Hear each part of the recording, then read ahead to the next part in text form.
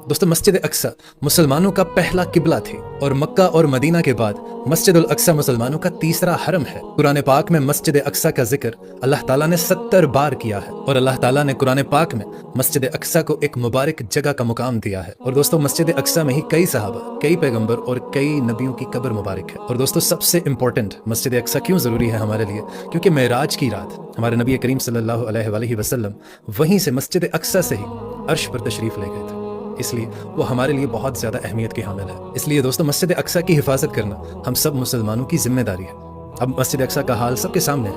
वहाँ पर घोड़े दौड़ाए जाते हैं, जुल्म किए जाते हैं, लोगों को बांधा जाता है, नमाज के दौरान लोगों को धक्के दिए जाते हैं। लेकिन हम तमाम इतने सारे मुस्लिम ममालिक हैं, एटॉमिक पावर भी है, लेकिन नहीं, हम सब ये तमाम मुल्क मिलकर भी इसराइल का मुकाबला नहीं कर सकते, क्योंकि हमारे ईमान कमज़ोर हैं। हम सिर्फ और सिर्फ अपने लिए जीते हैं।